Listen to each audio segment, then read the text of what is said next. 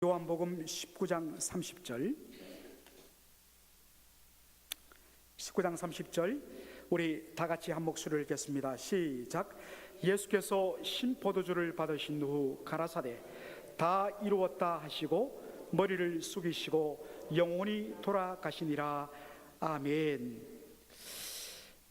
이제 우리 요한복음 19장 30절의 말씀을 가지고 예수님께서 십자가상에서 토해내신 7마디의 말씀 중에 6번째 말씀, 다 이루었다. It is finished. It is finished. 다 이루었다. 이 말씀을 가지고 오늘 함께 은혜를 받고자 합니다. 예수님께서 십자가에 달려 죽으신 날은 바로 금요일입니다. 그래서 이 날을 우리는 Good Friday라고 그렇게 명명을 합니다. 그래서 오늘 우리는 이 예배를 Good Friday Service라고 그렇게 말을 합니다. 예수님이 십자가에 달려 계실 때에 온 땅에 어두움이 임했습니다. 이 어두움이란 것은 구약 성경에서는 하나님의 진노와 심판을 상징하는 그러한 표현입니다. 예수님은 십자가에서 아들이 아닌 죄인의 신분으로 공의로우신 하나님의 심판을 받으셔야 했습니다. 하나님은 더 이상 아버지가 아닌 죄인에 대해서 심판하시는, 진노하시는 재판장의 신분으로 아들을 심판하셔야 했습니다. 거기서 예수님께서 쏟아내신 절규가 엘리 엘리 라바 사막다니, 나의 하나님 어찌하여 나를 버리셨나이까. 영원전부터 단 한 번도 아버지와 함께 있어 보지 아니한 적이 없었던 예수님, 그런데 이 십자가상에서 하나님과 끊어지고 하나님에게서 버림받는 그런 고통을 겪으셔야 했습니다. 하나님은 아들의 절규를 들으시고도 외면하시고 끝까지 심판을 내리시는 재판장으로 서 계셨습니다. 어느 신학자가 고백했던 것처럼, 그리고 나서는 아들이 숨이 끊어졌을 때 뒤돌아서서 우시는 아버지 하나님. 십자가는 아들의 고통이요 아버지 하나님의 고통이었습니다. 이런 날을 우리가 Good Friday라고 부르는 것은 왠지 좀 불편하기도 합니다. 왜 이 날을 Good Friday라고 부를까?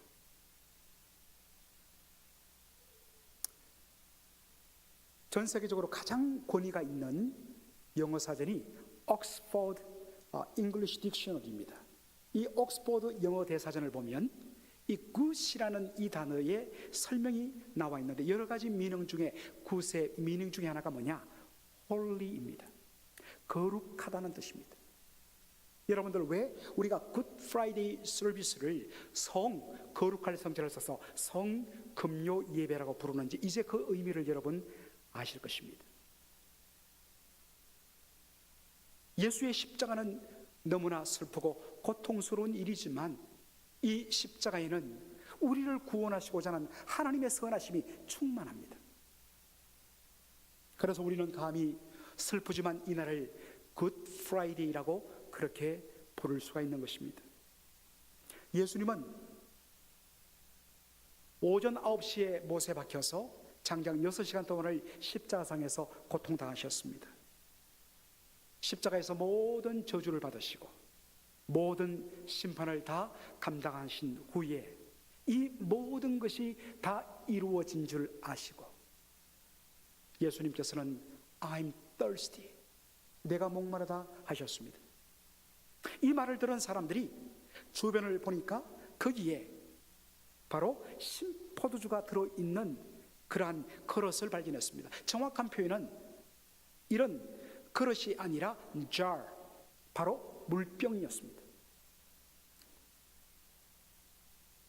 여기에 신포도주란 말, sour, 바로 와인이란 이 말은 그 당시 로마 군병들이 주로 마시던 아주 싸구려 포도주를 말합니다. 적극적으로 그 신포도주에다가, 바로 스펀지에다가 신포도주를 부어서 그것을 우설초 줄기에 묶어서 예수의 입에 대어 주었습니다.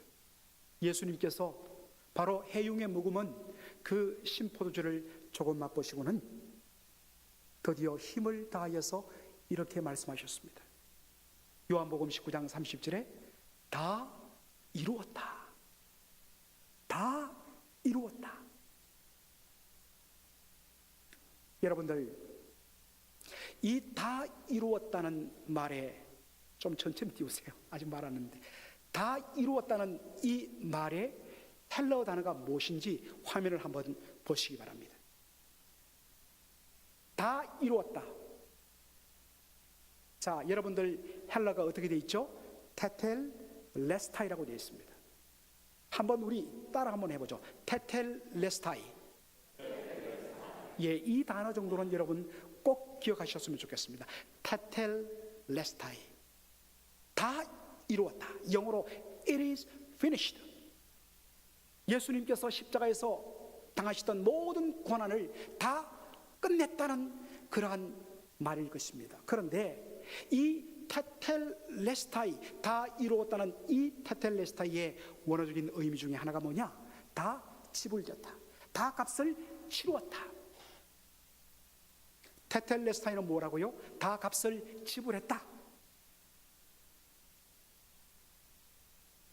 여러분, 십자가는 하나님의 저주의 상징입니다. 왜 죄 없으신 하나님의 아들이신 예수님께서 저주받은 자의 죽음의 상징인 십자가에 달려 죽으셔야 했는가? 이것을 잘 설명해 주는 것이 갈라디아서 3장 13절의 말씀입니다. 다 같이 한번 읽겠습니다. 시작. 그리스도께서 우리를 위하여 저주를 받으사 율법의 저주에서 우리를 속량하셨으니. 그리스도께서, 십자가라는 것은 하나님께 저주받음의 상징인데 어떻게 하나님의 아들이신 그분이 하나님께 저주받고 버림받음의 상징인 십자가에 달려 죽을 수 있는가? 그것은 바로 그의 죄가 아닌 우리의 죄 때문에 우리를 위하여, 우리를 대신하였습니다. 십자가에서 우리가 받아야 할 모든 저주의 죽음을 그분이 대신 다 담당하셨다는 것입니다. 율법의 저주란 말이 나오는데 율법의 저주가 뭘까요? 쉽게 말하면 율법의 저주는 죄의 삭은 사망이란 말입니다. 죄의 삭은 사망이라. 죄를 범하면 그 죄는 하나님 앞에 죽음이라는 정죄와 심판을 받게 되어 있다는 것입니다. 그 어느 인생도 이 율법의 저주에서 자유롭지 못합니다. 바로 이것을 담당하기 위해서 하나님의 아들 예수께서 십자가를 지셨고 그 십자가에서 저와 여러분을 대신해서 율법의 저주를 담당하셨습니다. 그 결과로 우리가 율법의 저주에서 속량함을 입었다라고 되어 있습니다. 여러분들, 속량이란 무엇일까요? 속량이란 것은 그 당시에 노예의 몸값에 붙어있는 값을 지불하고서, 돈을 지불하고서 그 노예를 사서 그 노예를 자유하게 하고 해방을 주는 데 쓰였던 단어가 속량이란 단어입니다.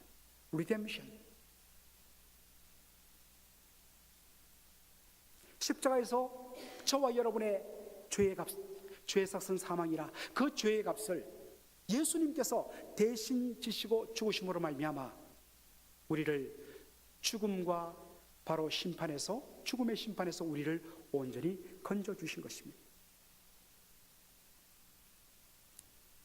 이것이 바로 예수님이 말씀하신 다 이루었다. 내가 십자가에서 너희의 죄짐을 대신 지고 너희가 받아야 할 율법의 저주를 대신 받음으로 말미암아 모든 죄값을 다 값치름으로 말미암아 너희가 죄와 사망에서 자유케 그렇게 만들었다 하신 말씀이 뭐냐? 다 이루었다. 테텔레스타입니다. 그런데 여러분, 예수님이 말씀하신 다 이루었다라는 이 말씀에는 또 하나의 의미가 담겨 있습니다. 여러분, 제가 이 마이크를 가격이 100불인데 이 마이크를 제가 100불 주고 샀다면 이 마이크는 이제 누구의 소유가 되겠습니까? 바로 돈을 지불한 저의 소유가 됩니다. 어느 누구도 이거에 대해서 소유권을 주장할 수 없습니다. 왜냐? 제가 돈을 지불했기 때문입니다. 예수님께서는 저와 여러분을 대신해서 죽으심으로 말미암아 우리의 모든 죄값을 다 값치루셨습니다. 그래서 하신 말씀이 다 이루었다, 테텔레스타였습니다. 그렇다면 이제 저와 여러분, 우리는 누구의 것입니까? 누구의 소유입니까? 우리 위하여 대신 죽으시고 우리의 죄값을 다 값치러 주신, 피로 값주고 사신 주님의 소유가 된 것입니다. 고린도전서 6장 19절로 20절 한번 보겠습니다. 사도 바울은 이렇게 선언합니다. 너희는 너희의 것이 아니라. 이게 무슨 말인가? 왜 내가 당연히 나는 나의 것이고 내가 내 인생의 주인인데 너희는 너희의 것이 아니라니, 이게 무슨 말인가? 사도 바울은 이야기합니다. 너희는 너희의 것이 아니라 값으로 산 것이 되었으니 그런즉 너희 몸으로 하나님께 영광을 돌리라. 우리가 누구냐? 예수 그리스도, 그분의 십자가의 피로 말미암아 값주고 사신 바 된 존재란 것입니다. 이것이 구원받은 우리의 실체입니다. 그렇다면 이제부터 우리는 우리의 것이 아닙니다. 우리는 예수님의 것입니다. 그렇다면 우리 위하여서 십자가에서 모든 것을 다 이루시고 모든 죄값을 다 값치루셨다는, 다 이루셨다는 이 말씀을 선포하시는 예수님 앞에 우리는 무엇으로 고백할 것인가? 주님, 저는 이제는 제가 저의 것이 아닙니다. 당신의 피로 값주고 사신 바 되었으니 이제는 주님의 것입니다. 살아도 주를 위하여 살고 죽어도 주를 위하여 죽는 몸이 되었습니다. 주여, 오직 저의 몸으로 주의 영광 위에서 살겠습니다. 이것이 다 이루었다고 고백하시는 그 예수님의 구원의 은혜에 대하여 감격하며 고백하는 성도의 합당한 바로 헌신이라는 것입니다. 더 이상 내 안에 내가 없고 오직 부활하신 예수 그리스도만 계시다는 고백입니다. 요한복음 19장 30절에 보면 예수님의 마지막 운명의 장면을 잘 묘사하고 있습니다.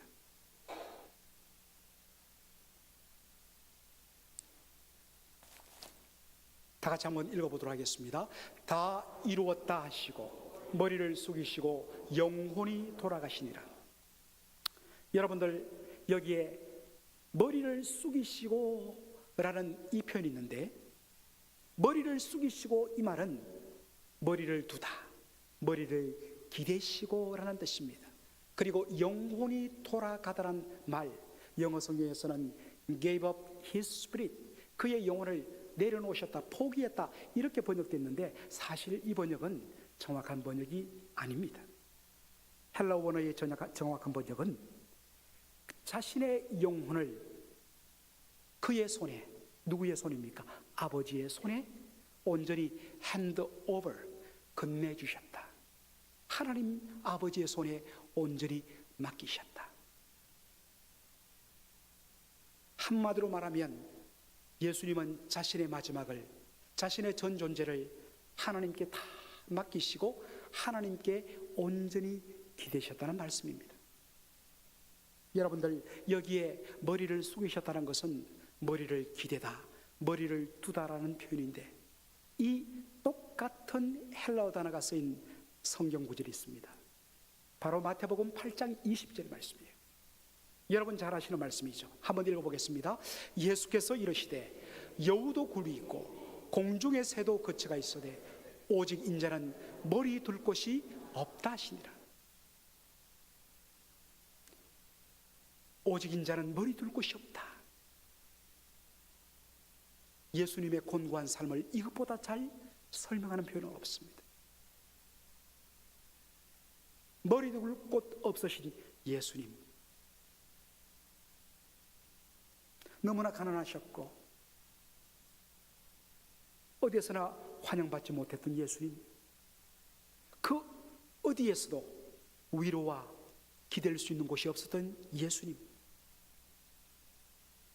사랑하는 성도 여러분, 바로 그 예수님, 최후의 마지막에 자신의 머리를 누구에게 맡기시고 기대시는가? 아버지의 손에 기대신다는 것입니다. 사랑하는 성도 여러분, 이 예수님의 마지막 장면이 우리에게 주는 메시지는 대단히 큽니다. 그것은 결코 이 땅 위에 그 어떤 사람도, 그 어떤 것도 우리의 기댈 수 있는 진정한 의지가 없고 참된 위로는 없다는 것입니다. 그 누구도 우리를 온전히 보담아 줄 수 없다는 사실입니다. 사랑하는 성도 여러분, 사람에게 기대고 사람에게 의지하고 사람에게 자신의 영혼을 맡기면 되돌아오는 것이 무엇입니까? 품어줌이 아니라 내침이요, 치유함이 아니라 오히려 상처를 받고 내치는 일들이 얼마나 반복합니까? 죄송하지만 사람 믿고 기대지 마시기 바랍니다. 다만 사랑할 대상일 뿐이지 우리의 의지의 대상은 아닌 것입니다. 어떤 사람들은 사람에 대해서 실망하니까 어떤 사람들은 그것을 대신해서 물질과 명예에 대하여서 기대기 시작합니다. 물질에 기대어 명예에 기대어 거기서 위로와 행복과 만족을 얻고자 합니다. 그런데 이것에 대해서 주님께서 명확하게 사도를 통하여 경고해 주십니다. 디모데전서 6장 17절의 말씀입니다. 네가 이 세대의 부한 자들을 명하여 마음을 높이지 말고 정함이 없는 재물에 소망을 두지 말고 오직 우리에게 모든 것을 후히 주사 누리게 하시는 하나님께 두며 라고 말씀합니다. 수많은 사람들은 물질이 자신의 삶을 안정되게 만들고 물질이 자신의 행복을 보장한다고 생각합니다. 그래서 돈을 사랑하고 그 돈으로 자신의 삶을 채우려고 애를 씁니다. 그러나 오늘 이 성경 구절이 말하는 것처럼 물질의 실상은 무엇입니까? 정함이 없는 것입니다. 이 정함이 없다는 말, uncertain, 불확실하고 unreliable, 절대로 의지해서는 안 되고, 왜? 괜찮다 싶어서 기대면 어느 순간에 뚝 부러져 갖고 내 몸을 다치게 만든다는 것입니다. 그리고 unstable, 결코 안정되지 않고 흔들린다는 것입니다. 물질에, 세상에, 명예에 자신의 몸과 마음을 맡기면 어느 순간 넘어지게 되고 끝없이 흔들릴 수밖에 없는 삶을 살 수밖에 없는 것이 우리의 현실입니다. 우리가 잘 아는 4세기의 위대한 바로 기독교 신학자였던 성 어거스틴이라는 인물이 있습니다. 초대교회 신학의 반석을 놓았다 그렇게 일컬음받는 성 어거스틴.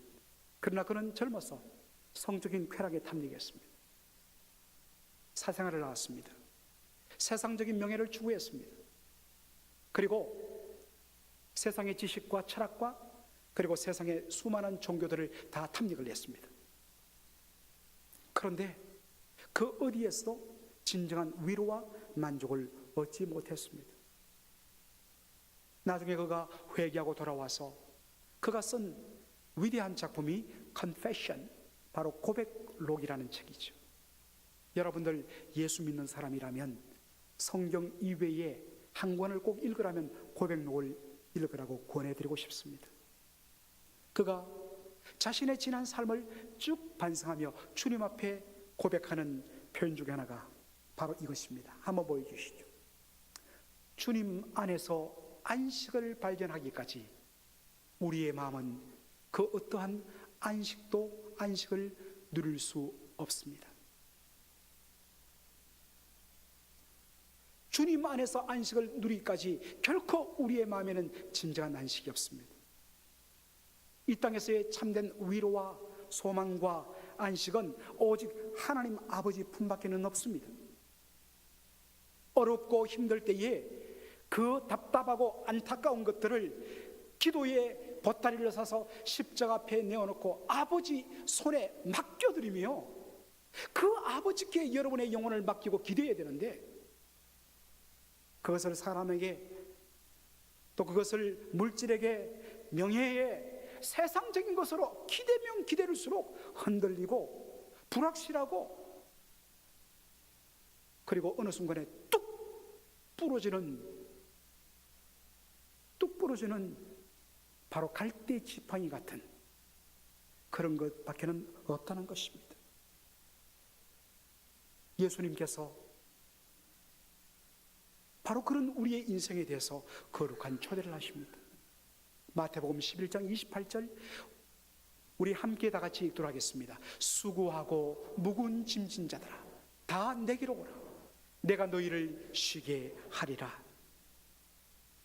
사랑하는 성도 여러분, 아직도 여러분 죄의 짐을 지고 허덕대지 않습니까?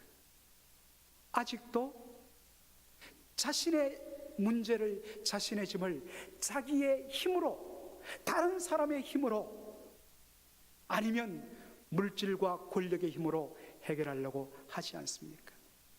처음에는 해결되는 것 같고 풀려지는 것 같고 위로가 되는 것 같지만, 돌아서면 오히려 그것이 허망하며 더 흔들리며 더 큰 고통으로 되돌아온다는 사실입니다.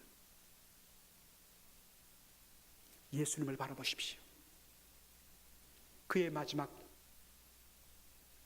아버지께 자신의 모든 것을 맡기고 기대며 자신의 모든 영혼을 아버지의 손에 맡기시고 그의 인생을, 이 땅의 삶을 마무리하시던 예수님께서 그것을 보여주셨습니다. 지금 여러분 성도님들 어디에 계십니까? 아직도 내가 먼저 이 문제를 내 스스로 해결하려고 내 스스로 지금 여러분 붙들고 있는 것 없습니까? 왜 성도들로 하여금 이번 고난주간 특별 새벽기도에 다 와서 함께 기도하지 않느냐? 바로 이러한 것들을 경험하기 위해서입니다. 아직도 여러분 수고하고 묵은 짐을 내려놓지 못하고 있어요. 주님 앞에 맡기셔야 됩니다. 주님께 올려드리셔야 됩니다. 그리고 오직 그 주님 안에서만 참된 위로와 안식이 있다는 것을 알고, 이 땅에 그 어떤 것 의지하지 않고 온전히 아버지께 모든 것을 맡기고 아버지께 자신의 머리를 두신 예수님을 본받았어요. 오직 주님만 바라보고 주님께 맡기고 오직 주님 앞으로 나가는 저와 여러분의 복된 삶 되기를 주의 이름으로 축원합니다. 아멘. 기도하겠습니다.